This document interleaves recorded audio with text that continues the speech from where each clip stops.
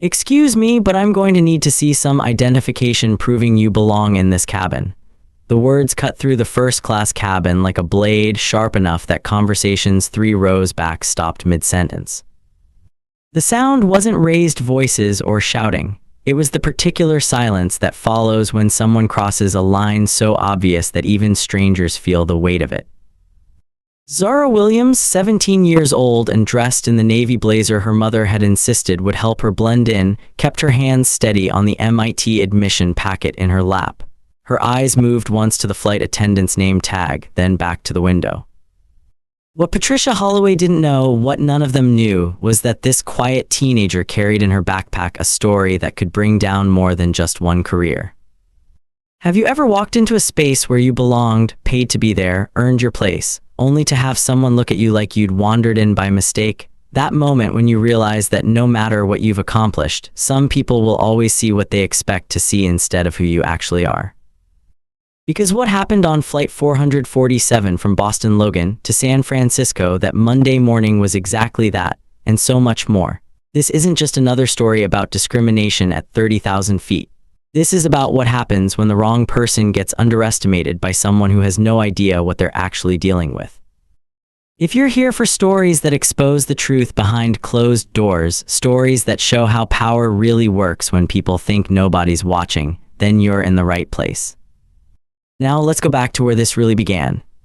First-class cabin of Flight 447 was exactly what Zara had expected from her mother's descriptions. Leather seats the color of expensive coffee, overhead bins that actually had space, flight attendants who smiled like they meant it, at least until they got to row 2. She'd boarded with her MIT interview folder visible, the same way her mother had taught her to carry press credentials, something that immediately identified her purpose to anyone who might question it. Patricia Holloway had been working first class for exactly 6 months, ever since her promotion following what the company delicately called an incident in economy. 22 years of service, a record that had been spotless until a passenger complaint in March resulted in sensitivity training and a careful lateral move to the premium cabin. She was 51 years old, mortgage payments on a house in Quincy, and 3 years from the pension she'd been planning since she was 30. Every passenger interaction now felt like walking on glass, except when it came to passengers who clearly didn't belong. The thing about assumptions is that they feel like facts when you're making them. Patricia looked at Zara Williams and saw what she expected to see. A teenager, black, traveling alone, sitting in a seat that cost more than most people made in a week.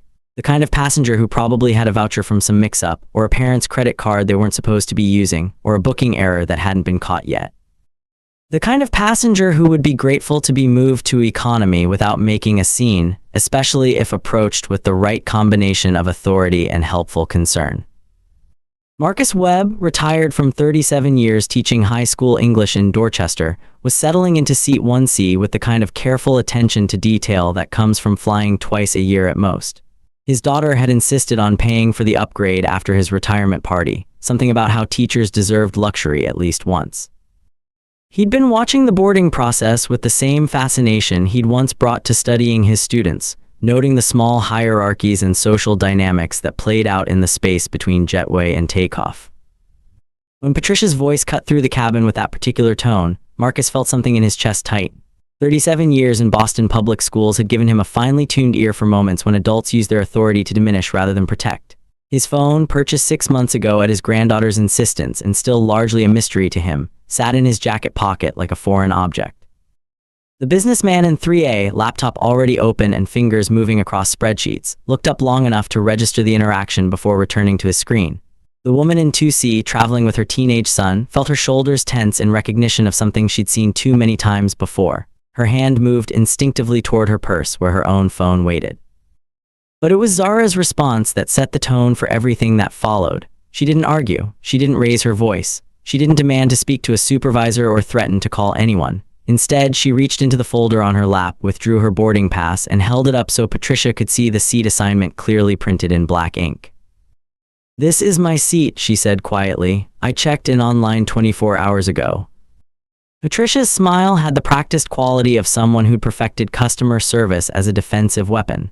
"I'm sure there's just been some confusion, sweetie. These premium seats are usually reserved for our frequent flyers and business travelers. Let me just check with the gate agent about getting you situated somewhere more appropriate." The word appropriate hung in the air like smoke. Marcus felt his hand move toward his phone without conscious decision, the same instinct that had made him step between bullies and victims countless times in school hallways.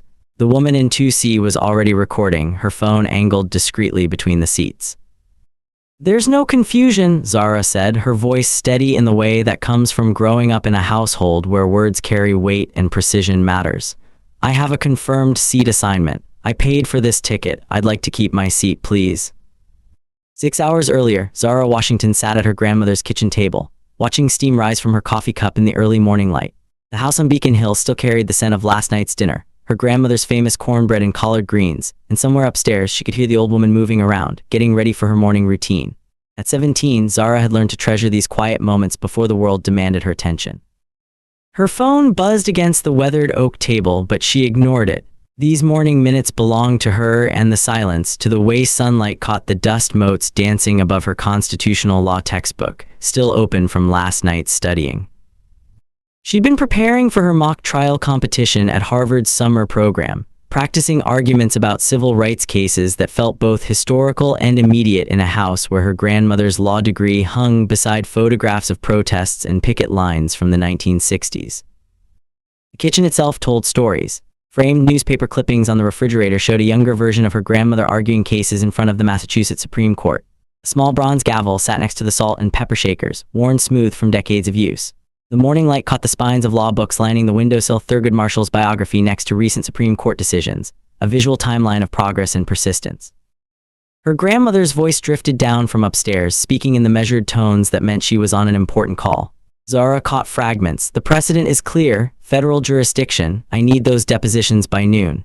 Even in retirement, Eleanor Washington remained formidable, though she'd officially stepped down from active practice just 2 months ago. Zara turned a page in her textbook, stopping at a case study about airline passenger rights. She made a note in the margin about federal regulations versus corporate policies, thinking about how theoretical these scenarios seemed. Laws written on paper, debates held in classrooms, justice as an intellectual exercise rather than something that happened to real people on ordinary Tuesday mornings. Her phone buzzed again. This time she looked at a text from her program coordinator confirming her flight details. The Harvard summer program started tomorrow, 3 weeks of intensive study with students from across the country. She'd packed her suitcase the night before, folding clothes around her favorite books, her grandmother's advice echoing in her head. Preparation is respect for opportunity. The coffee had cooled to the perfect drinking temperature. Zara took a sip and allowed herself a moment of nervousness that she rarely acknowledged. Despite her academic success, despite growing up in a house where intellectual achievement was expected rather than celebrated, she still felt the weight of representation. She would be one of only a handful of black students in the program. She'd carry not just her own ambitions, but the expectations that came with every door her grandmother's generation had forced open. Upstairs, the phone conversation ended. Zara heard footsteps on the stairs, the familiar rhythm of her grandmother's morning descent. In a few minutes, the kitchen would fill with Eleanor's energy, questions about the flight, last-minute advice about the program, reminders to call when she landed. But for now, Zara sat in the quiet, surrounded by the accumulated weight of her family's legal legacy, sipping coffee and reading about rights she'd never had to fight for personally. She closed the textbook and looked out the window at the empty street. Boston was waking up slowly, delivery trucks beginning their rounds, joggers stretching on front steps. Somewhere across the city, an airplane was being prepared for departure, flight attendants reviewing safety protocols, passengers checking in online from their phones. Zara finished her coffee and stood to rinse the cup. She had 3 hours before leaving for the airport, time for a shower and final preparations. As she turned off the water and reached for a towel, she thought about the day ahead with the calm confidence of someone who had never had her right to occupy a space questioned. "Just another flight," she said to the empty kitchen, gathering her things for what should have been an unremarkable journey. Patricia Miller arrived at Logan International Airport 45 minutes early, the way she had for 8 years of flying. Her Navy uniform was pressed to perfection, her makeup applied with the precision of someone who understood that appearance was armor in customer service. She moved through the employee entrance with the efficient stride of a woman who had learned to command respect through presentation, carrying her crew bag like a briefcase and nodding to security guards who knew her by name. The crew briefing room hummed with familiar pre-flight energy. Patricia took her usual seat near the front, reviewing passenger manifests while other flight attendants discussed routing changes and weather delays. She prided herself on being prepared, on knowing her cabin better than anyone else on the crew. First class was her domain, and she protected it with the vigilance of someone who understood that standards, once compromised, were impossible to restore. Looks like we've got a full cabin today, said Jennifer, a newer hire who worked coach and still approached every flight with obvious excitement. Even first class is completely booked. Patricia nodded without looking up from her manifest. She was studying the passenger list, matching names to frequent flyer status and connection cities. Most of her first-class passengers were exactly what she expected: business travelers, executives, a few leisure passengers who'd clearly paid for the upgrade. The rhythms were familiar and comforting. Then she saw it. Zara Washington, 17 years old, seat 1C, a teenager in first class, always required attention. Patricia had seen it before: parents booking expensive seats for children who didn't understand the protocols, young travelers who treated premium cabins like playgrounds instead of professional spaces. The age alone wasn't the issue, but the combination of youth and inexperience often created problems that disrupted the carefully maintained atmosphere her regular passengers expected. Passengers like this usually don't understand the environment, she mentioned to Jennifer, tapping the manifest. Young travelers in premium seats. Parents book the ticket but don't explain the expectations. I just want to make sure everyone has the experience they paid for. Patricia genuinely believed this. 8 years of flying had taught her to spot potential disruptions before they became problems. The businessman in 3A flew this route twice a week and expected quiet efficiency. The woman in 2C was traveling with her son to visit colleges and had specifically requested a peaceful flight to review applications. These passengers had invested in first class for a reason, and Patricia saw herself as their protector. When she first saw Zara boarding, something in Patricia's trained assessment process flagged the mismatch. The teenager moved with quiet confidence, but she was still 17, still young enough to potentially disturb the professional atmosphere Patricia worked so hard to maintain. The girl's clothes were neat but not expensive, her carry-on bag practical rather than luxurious. Nothing overtly wrong, but not what Patricia had learned to expect in first class. She approached with her standard smile, the one that had resolved countless seat assignment issues over the years. In her mind, she was being helpful, identifying a potential problem before it affected other passengers, maintaining the standards that made first class worth its premium price.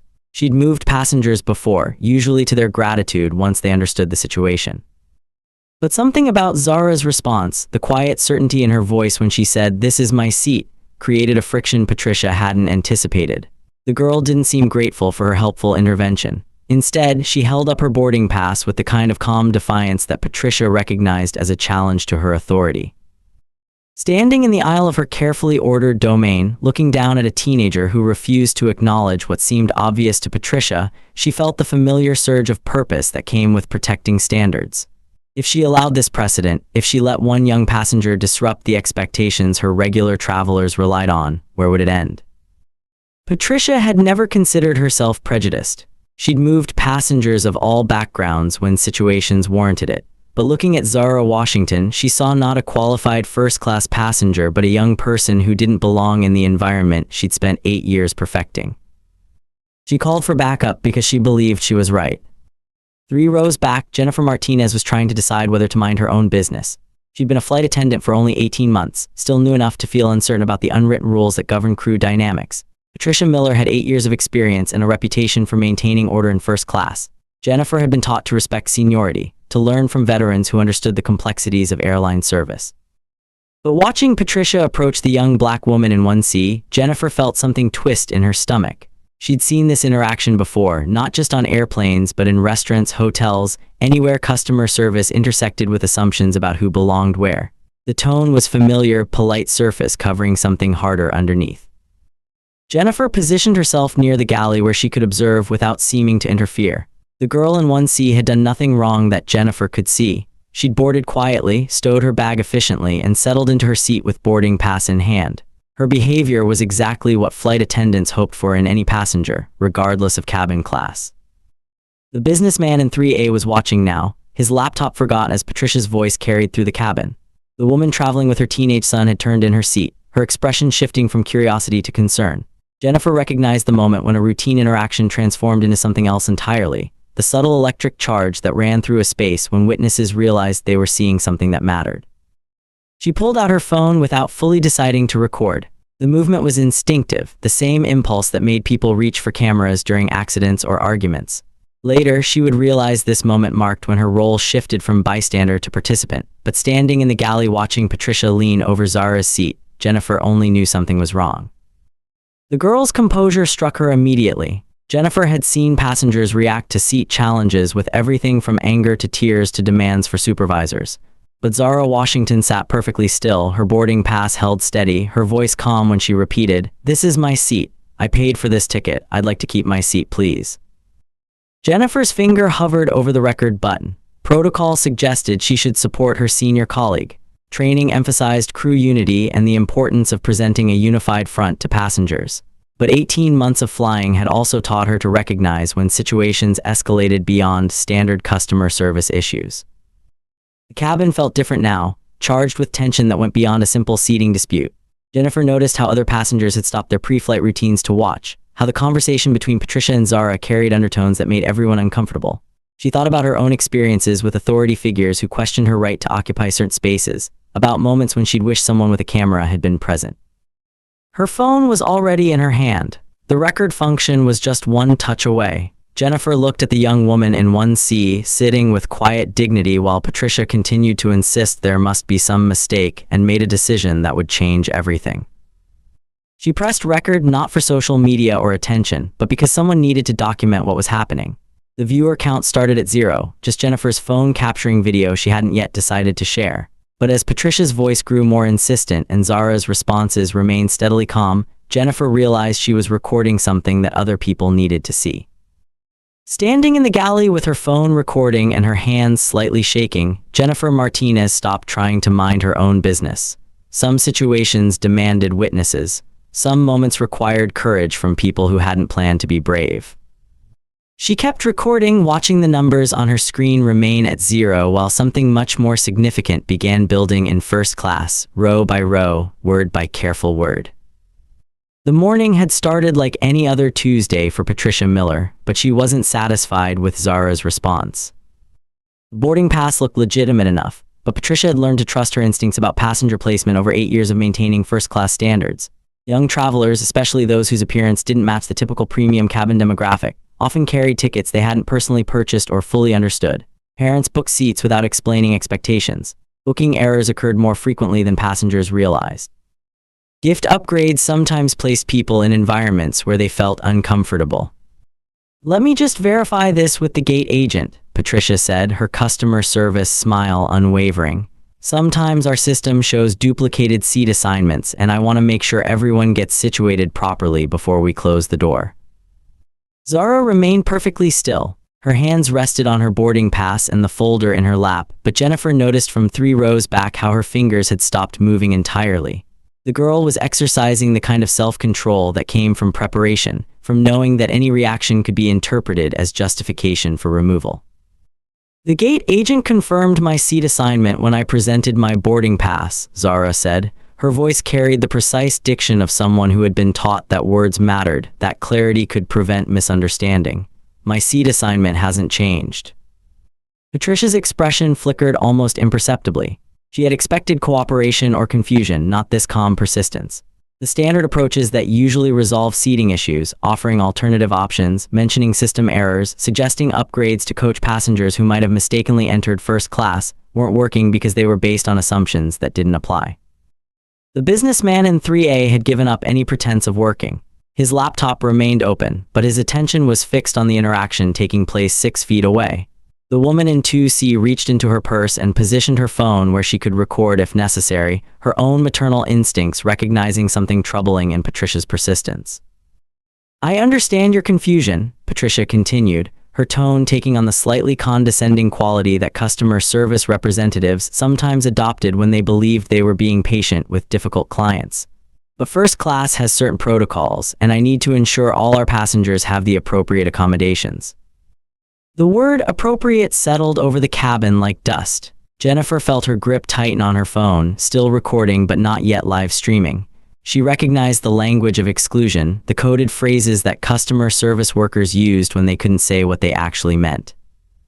Zara looked directly at Patricia for the first time since the interaction began. Her expression remained composed, but something had shifted in her posture, a subtle straightening that suggested she understood exactly what was happening.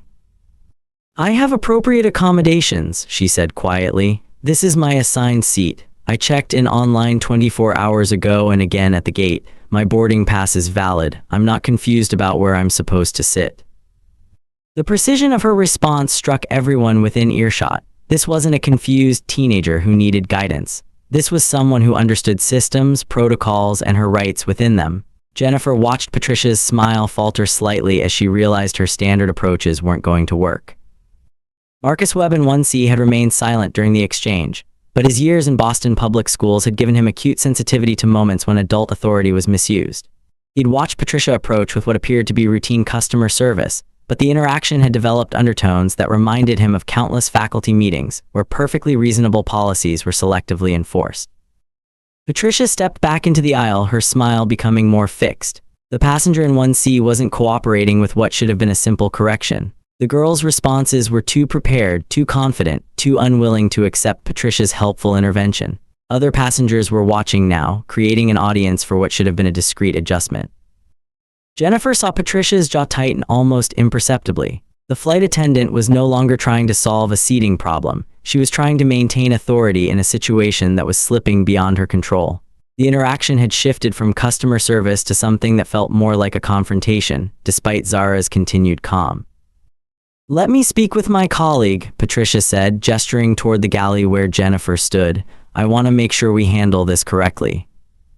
As Patricia moved toward the galley, Jennifer realized the situation was about to escalate. Her phone was still recording, but only locally. The decision to go live was just one tap away. She looked at Zara Washington, sitting perfectly still in seat 1C with her boarding pass and her quiet dignity, and realized that some moments required more than passive observation. The viewer count was still at 0, but Jennifer's finger moved toward the Go Live button as Patricia approached, her expression suggesting this was far from over. He checked his watch not to see the time. Patricia reached Jennifer at the galley, her customer service mask slipping just enough to reveal the frustration underneath. "I need you to help me verify something," she said, her voice low enough that passengers couldn't hear but tight enough to signal her irritation. The passenger in 1C, something isn't right about her seat assignment.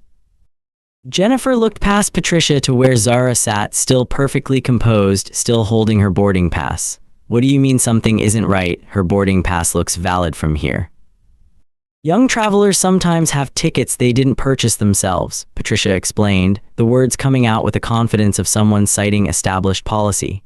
"Parents book seats without explaining the environment, or there are gift upgrades that place people in situations where they're not comfortable. I've seen it dozens of times."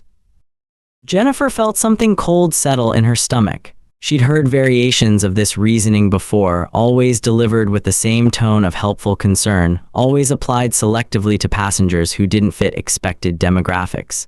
"Did you check her ID against the ticket?"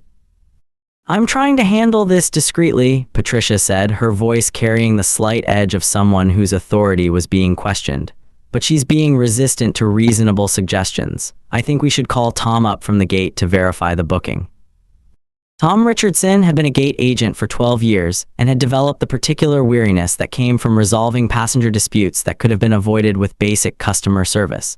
When his radio crackled with Patricia's request to come aboard and verify a seating situation, he immediately understood that his lunch break was about to be postponed.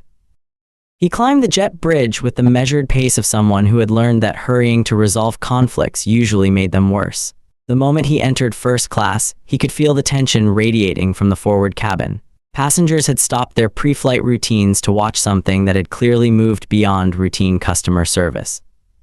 "What's the situation?" Tom asked Patricia, though his eyes were already assessing the scene, a young black woman sitting calmly in 1C, her boarding pass visible in her hands, her demeanor suggesting someone who had done nothing wrong.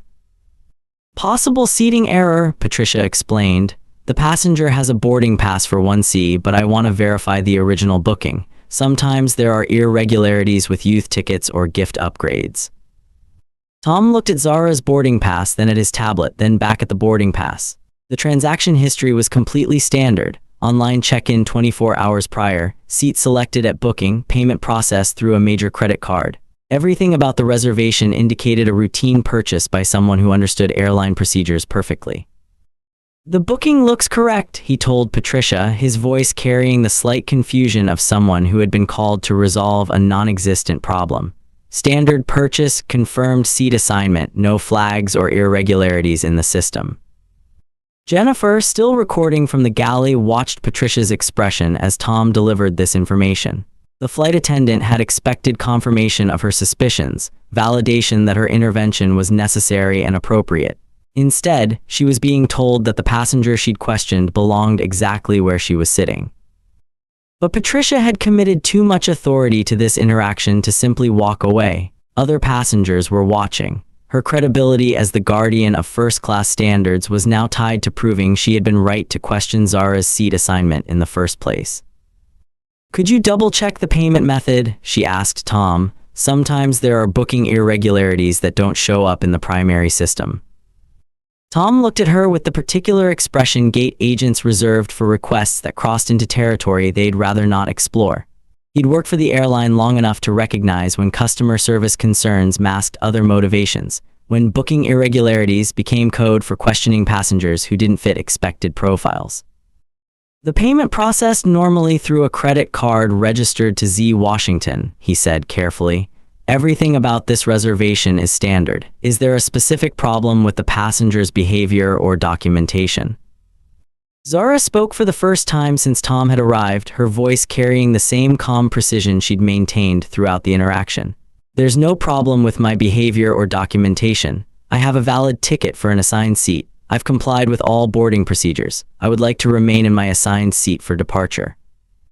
The clarity of her statement landed in the cabin like a challenge. She wasn't asking permission or seeking compromise.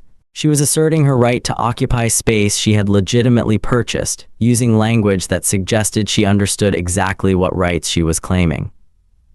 Jennifer watched her phone screen as Tom looked from Zara to Patricia, his expression suggesting someone who was beginning to understand he'd been called to resolve a situation that never should have occurred. The viewer count on her live stream had jumped from 0 to 47 as people began noticing something significant was happening. Marcus Webb in 1A finally spoke, his retired teacher's voice carrying decades of experience with authority figures who overstepped their boundaries. "Excuse me, but this young woman has been sitting quietly in her assigned seat with proper documentation for 15 minutes. What exactly is the problem that requires this level of intervention?" The question hung in the air like smoke.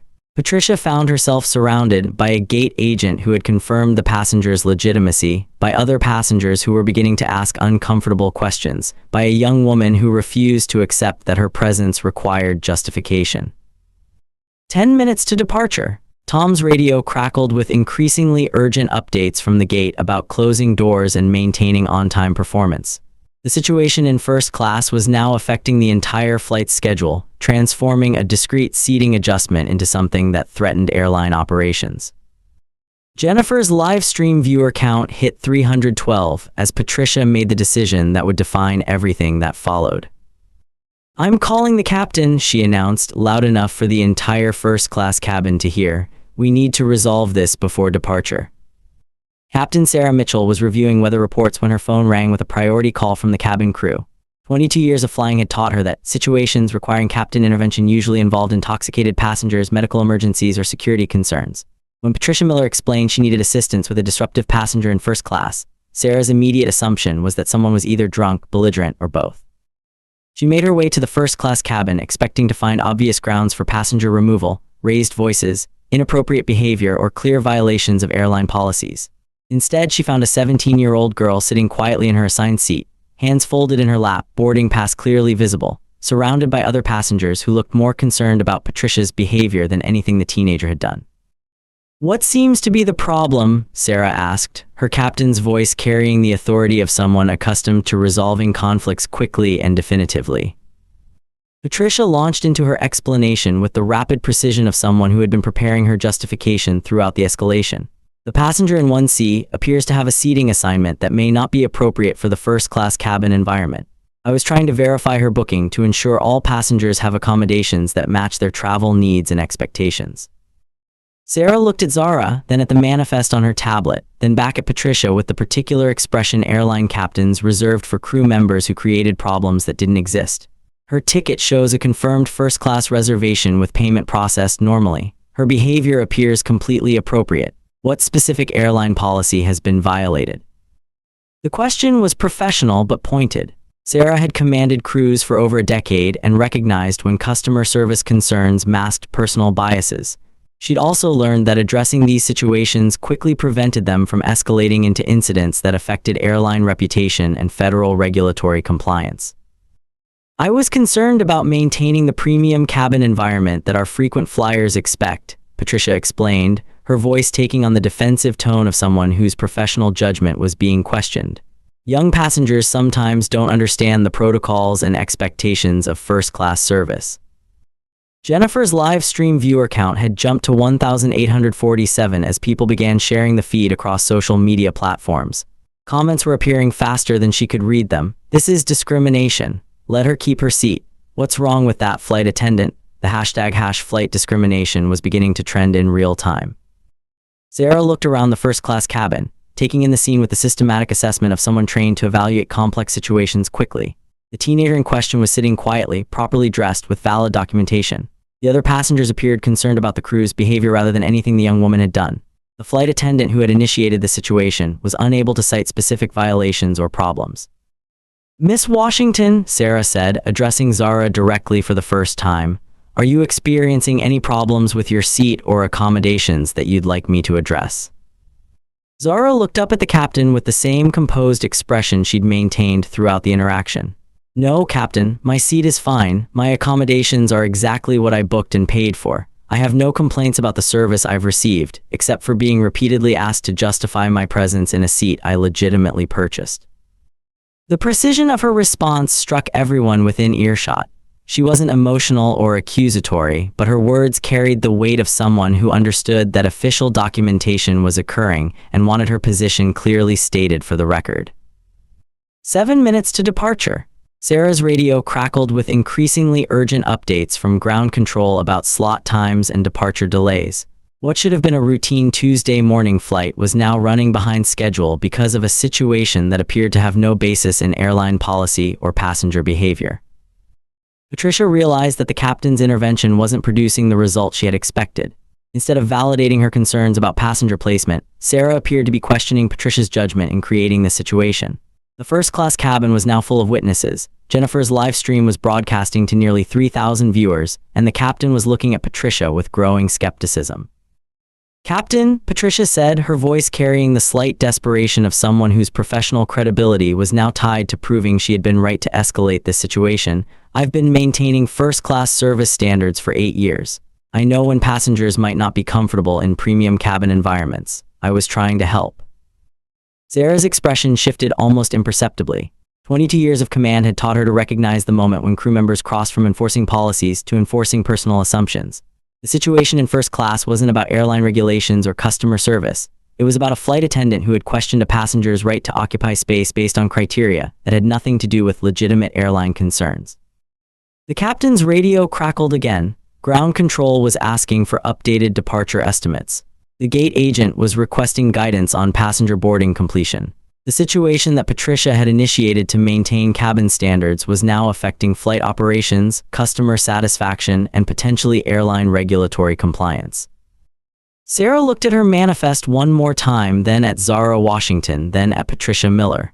Her decision would affect not just this flight, but potentially her crew member's career, the airline's reputation, and the experience of every passenger who was now witnessing this interaction.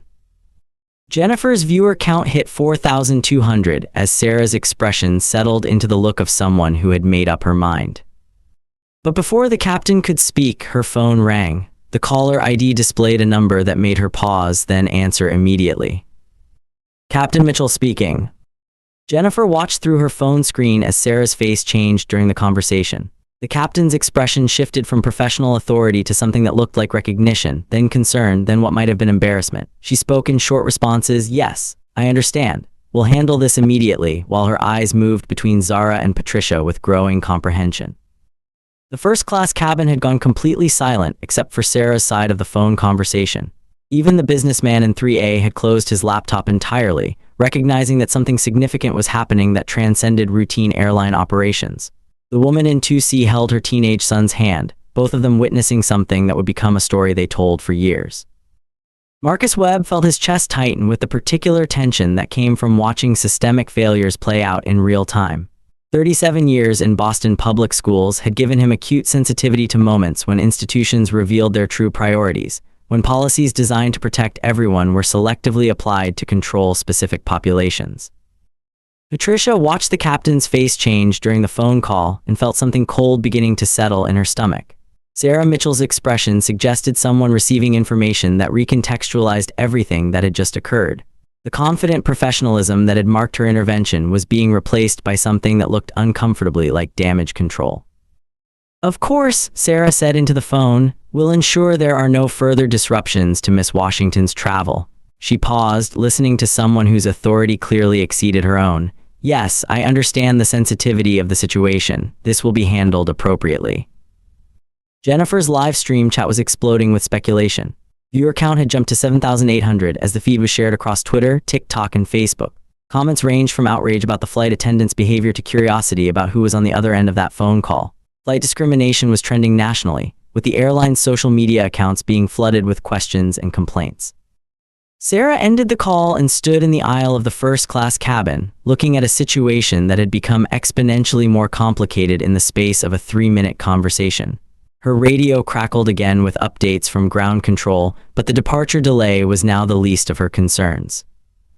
The captain looked directly at Patricia Miller with an expression that suggested 8 years of flight attendant experience might not be sufficient to understand the magnitude of what had just occurred.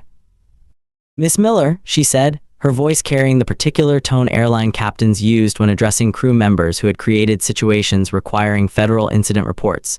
"You will discontinue any further interaction with the passenger in seat 1C. Miss Washington will remain in her assigned seat, and all cabin service will proceed normally according to standard protocols."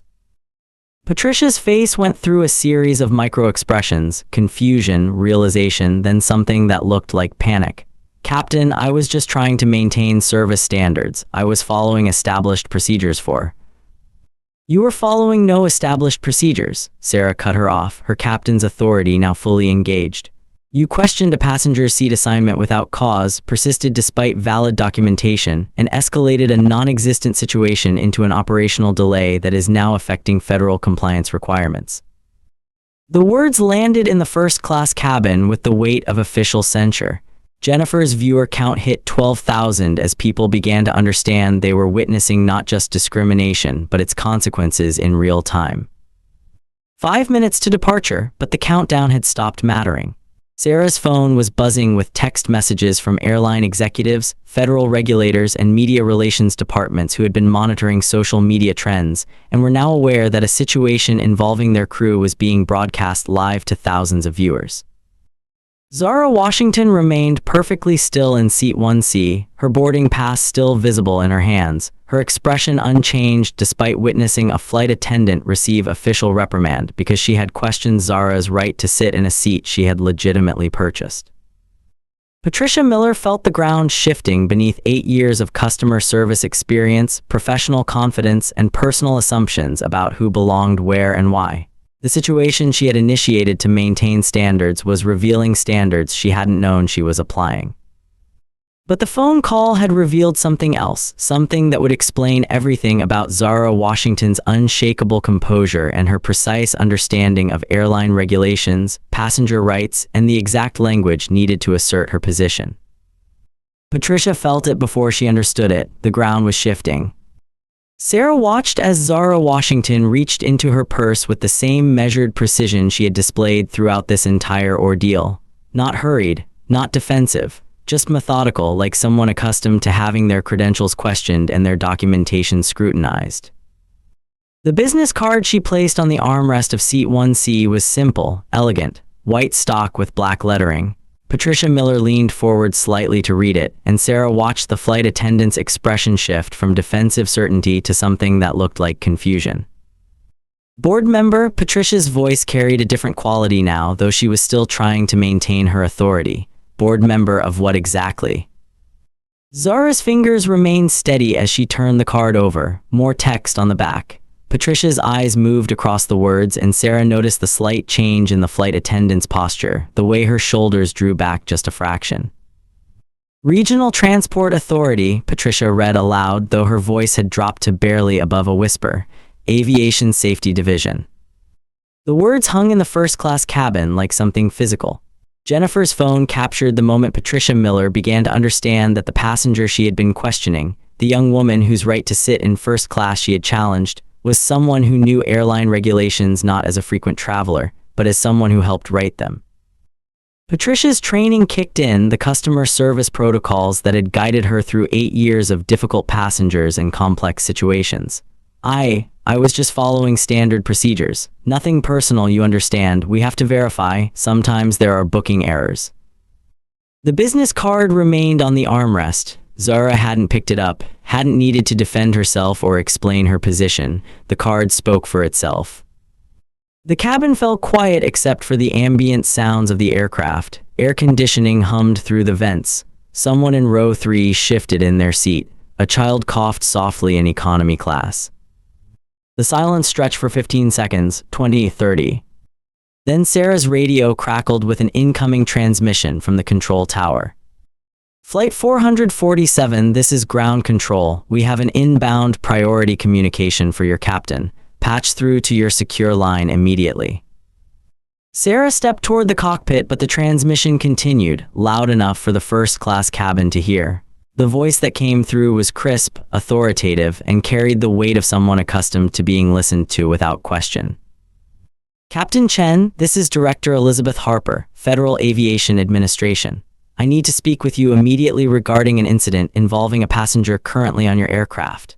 The passenger in question is Ms. Zara Washington, and I believe your crew may not be aware that Ms. Washington is not merely a board member of the Regional Transport Authority. Patricia Miller's face began to change color, not the dramatic transformation of someone in a movie, but the gradual, creeping pallor of someone whose world was shifting beneath their feet. The color seemed to drain from her forehead first, then work its way down to her cheeks. Ms. Washington, the voice continued over the radio, is the youngest person ever appointed to chair the Federal Aviation Safety Committee. She oversees airline compliance protocols for the entire southeastern region. Her authority extends to crew certification, airline operational standards, and yes, Captain Chen, discrimination complaints that fall under federal jurisdiction. Sarah watched Patricia Miller's hands begin to tremble, not shaking dramatically, but the fine tremor of someone whose professional foundation had just cracked open. Her grip on her tablet tightened until her knuckles showed white against the device. Furthermore, Director Harper's voice continued, we've been made aware through social media monitoring that this incident has been broadcast live to approximately 15,000 viewers and is trending under hashtags that are currently generating federal regulatory attention. The silence that fell over the cabin wasn't just the absence of sound, it was a physical weight pressing down on everyone present. Patricia Miller's breathing had become audible, shallow, quick. Captain Chen, you are directed to ensure that Ms. Washington receives a formal apology from any crew member who may have questioned her presence or seat assignment. Additionally, we'll need a full incident report filed within 24 hours, and Ms. Washington should be informed that her experience will be reviewed at the federal level for potential policy implications. Zara Washington sat perfectly still in seat 1C, her expression unchanged. She could have spoken up at any point, could have introduced herself, produced the business card, explained her position. Instead, she had allowed the situation to unfold, documenting through her silence exactly what happened when assumptions were made about who belonged where and why. Patricia Miller's voice, when she finally found it, was barely audible. I didn't know. And that's when Patricia Miller finally understood, not just what she had done, what she had done too. The immediate aftermath rippled through the cabin like concentric circles from a stone dropped in still water. Patricia Miller didn't collapse immediately. Years of professional training kept her upright, kept her functioning, even as the magnitude of her situation became clear. There's been a misunderstanding, she said, her voice still carrying traces of the authority she had wielded just minutes earlier. I was following protocol. We're required to verify passenger credentials when situations seem unusual. But the words sounded hollow even to her own ears, and she stopped speaking mid-sentence. The silence that followed was different from before. It wasn't the quiet of people waiting to see what would happen next. It was the silence of people who had witnessed something they wished they hadn't, something that made them question their own complicity. The businessman in seat 1A, who had nodded approvingly when Patricia first approached Zara, was now staring intently at his phone screen, scrolling through emails that probably didn't require his immediate attention. His earlier satisfaction had curdled into something that looked like embarrassment, though he would never admit it aloud. The woman in 1B, who had whispered to her companion about finally seeing someone maintain proper standards, now gripped her designer handbag with both hands, her fingers working the leather strap like rosary beads. She hadn't spoken since Director Harper's voice had filled the cabin, and her silence felt louder than any words could have been. Her companion, the man who had agreed that some people needed to learn their place, was studying the safety card with sudden fascination, as if the location of life vests had become the most important information in his world. But it was Jennifer, still recording in row 2, who captured the most telling reactions. Her viewer count had climbed to 18,000, and the comments were flowing too quickly to read. People weren't just watching entertainment anymore. They were witnessing the real-time consequences of assumptions and biases played out in a space where everyone was trapped together, where there was nowhere to look away and no way to pretend it wasn't happening. For Zara Washington, sitting in seat 1C with her boarding pass still in her hands, this wasn't victory. Victory would have been boarding the plane, taking her seat, and having no one question her right to be there. Victory would have been arriving at her destination without having to prove she belonged in a space she had paid to occupy. This was something else entirely. This was exhaustion. The bone-deep weariness of someone who had fought this battle before, who would fight it again, who carried the weight of representing not just herself but everyone who looked like her in spaces where their presence was considered an anomaly requiring explanation. She had remained calm not because she was unaffected, but because she had learned that any display of emotion would be used against her. Had learned that in situations like this, her composure was both her shield and her weapon. Had learned that sometimes the most powerful thing she could do was absolutely nothing at all, letting other people's assumptions and reactions speak for themselves. The business card still sat on her armrest. She still hadn't picked it up. This wasn't victory, this was just another Tuesday. The consequences began calculating themselves in real numbers while the aircraft was still on the tarmac. In the executive offices of the airline, phones were ringing with the specific urgency reserved for public relations disasters that were unfolding in real time. The stock price dropped 4% in the first hour after Jennifer's live stream began trending. 4% of a $12 billion airline represented $480 million in market capitalization. Evaporated. Gone. Enough money to fund the annual salaries of every flight attendant in the company's entire fleet. Vanished in the time it took for social media algorithms to amplify a story about discrimination at 30,000 feet. Airline's customer service department, already struggling with a backlog of complaints, received 1,143 new discrimination-related reports in the 6 hours following the incident. Each complaint required investigation, documentation, and resolution. At an average cost of $800 per complaint, staff time, and potential settlements, the number represented nearly $1 million in immediate processing costs, not including potential legal settlements. Patricia Miller's employment status changed from active to suspended pending investigation before the aircraft reached its destination. 8 years of service history, performance reviews, and customer satisfaction scores became irrelevant in the face of a 40-minute video that had been viewed by over 50,000 people by the time the plane touched down. The company's crisis management team activated their emergency protocols, the ones typically reserved for mechanical failures or safety incidents. 24 executives were called into emergency meetings. The public relations firm they kept on retainer for exactly these situations billed them $47,000 for the first day of damage control alone. Jennifer's viewer count peaked at 68,000 concurrent viewers as the plane was landing. Her follower count increased by 12,000 people in a single day. The advertising revenue from that one livestream exceeded her normal monthly income from her travel blog by 300%. 68,000 people, more than the population of many cities, all watching one flight attendant learn the consequences of assumptions in real time. Systemic changes began within hours. The airline's board of directors convened an emergency meeting at 9 p.m. Eastern Time, 3 hours after Flight 447 landed.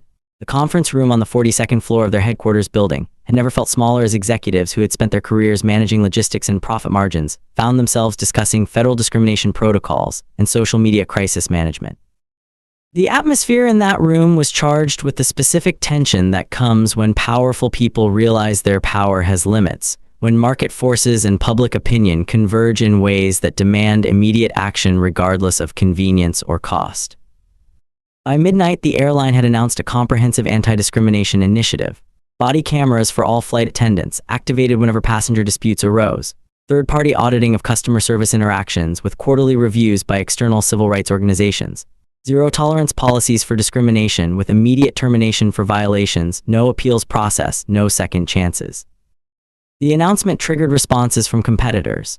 By the end of the week, 4 other major airlines had released statements about their own discrimination policies, each trying to demonstrate their commitment to equality without admitting their current procedures were inadequate. The Industry Trade Association called an emergency summit to address what they termed evolving customer service standards in the digital age.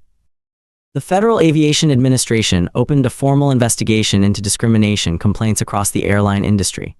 The data they uncovered painted a picture of systemic problems that extended far beyond one flight attendant on one aircraft.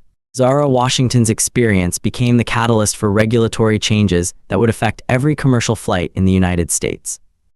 2 weeks after the incident, Zara was invited to speak at the airline industry's annual conference. She declined.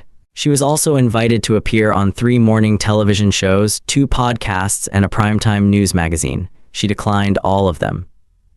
What she did accept was a private meeting with the Federal Aviation Safety Committee to discuss policy recommendations for preventing similar incidents.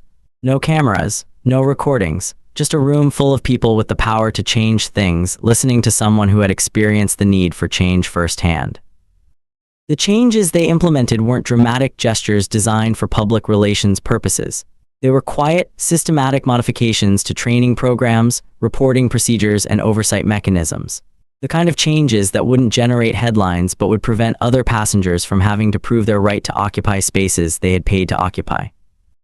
6 months later, Jennifer was still flying, still traveling, still documenting her experiences. But her relationship with air travel had changed. The incident on Flight 447 had generated enough revenue to fund a year of travel, but it had also given her a platform she hadn't asked for and a responsibility she was still learning to handle. Her video of the incident had been viewed over 2 million times. The comments section had become a battlefield of perspectives, experiences, and arguments that reflected larger conversations about race, class, and belonging in American society.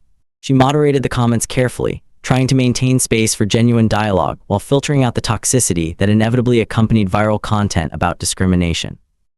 She had received dozens of messages from people sharing their own experiences of being questioned, challenged, or made to feel unwelcome in spaces where they belonged. Flight attendants had written to her privately, describing the pressure they faced to make quick judgments about passengers, the implicit biases in their training, and their desire for better protocols to prevent discrimination. Jennifer still flew the same airline. She kept her phone charged and her recording equipment ready, just in case. She had learned that bearing witness was both a privilege and a burden. That having the platform to amplify injustice came with the responsibility to use that platform thoughtfully. That viral moments could create change, but lasting change required sustained effort and attention spans longer than social media algorithms typically rewarded. She still flew that airline, she just kept her phone charged just in case. Ladies and gentlemen, what you witnessed today was not extraordinary, that's the point. The extraordinary part wasn't that a flight attendant made assumptions about who belonged in first class based on the color of their skin. The extraordinary part wasn't that other passengers initially supported those assumptions, comfortable with the idea that some people needed to prove their right to occupy spaces that others could claim without question. What happened on Flight 447 was ordinary. It was the daily reality of people who navigate spaces where their presence is treated as an anomaly requiring explanation, where their credentials are questioned, where their right to belong is subject to the comfort level of people who assume authority over spaces they don't control. The system of assumptions that played out in that first-class cabin wasn't created by one flight attendant making one bad decision. It was the product of countless small moments, unconscious biases, and unexamined beliefs about who gets to exist in which spaces without having to justify their presence. Those passengers who nodded approvingly when Patricia Miller first approached Zara Washington, who whispered about standards and appropriate behavior, who remained silent when they could have spoken up, they weren't evil people. They were people participating in a system that benefits some at the expense of others, a system that functions smoothly as long as everyone accepts their assigned place in the hierarchy. The question that echoes beyond the confines of that aircraft is simple and uncomfortable. What would you have done? Would you have been the person recording, using whatever platform you had to bear witness and create accountability? Would you have been the person speaking up, challenging the assumptions being made in front of you?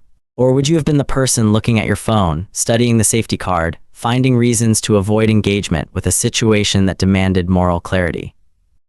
The difference between Jennifer and everyone else in that cabin wasn't courage. It was the decision to stop waiting for someone else to act first. 1 year after the incident, the changes implemented across the airline industry had prevented documented cases of discrimination on commercial flights.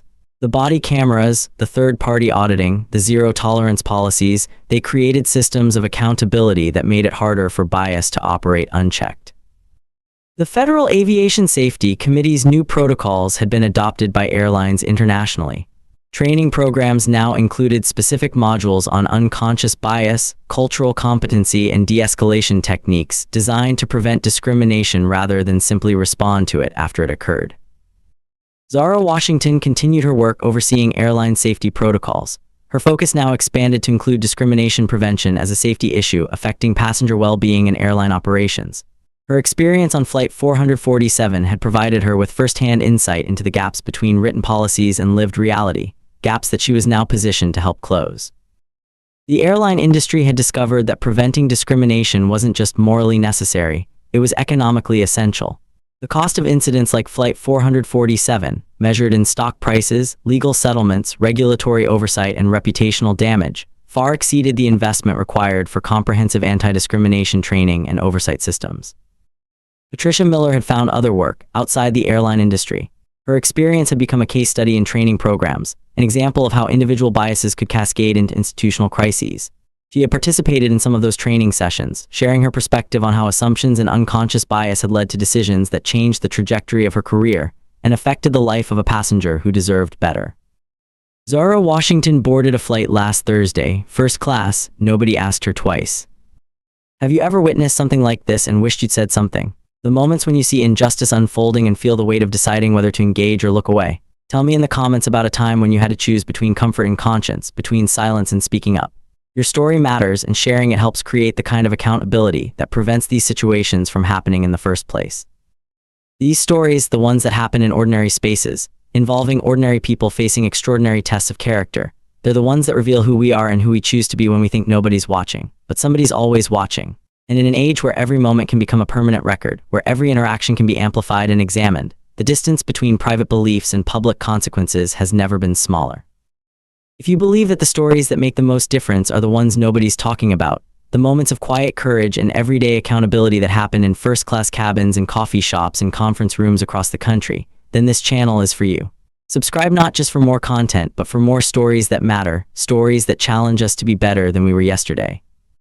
Tag someone who needs to see this, not to make them angry, not to fuel outrage or division, but to remind them what quiet power looks like, to show them that change doesn't always require grand gestures or perfect heroes. Sometimes it just requires people willing to see clearly, speak truthfully, and act with integrity when the moment demands it. Share this story with someone who understands that the most important battles for human dignity are often fought in the most ordinary places, by people who refuse to let injustice hide behind the comfortable silence of bystanders who could choose to be witnesses instead.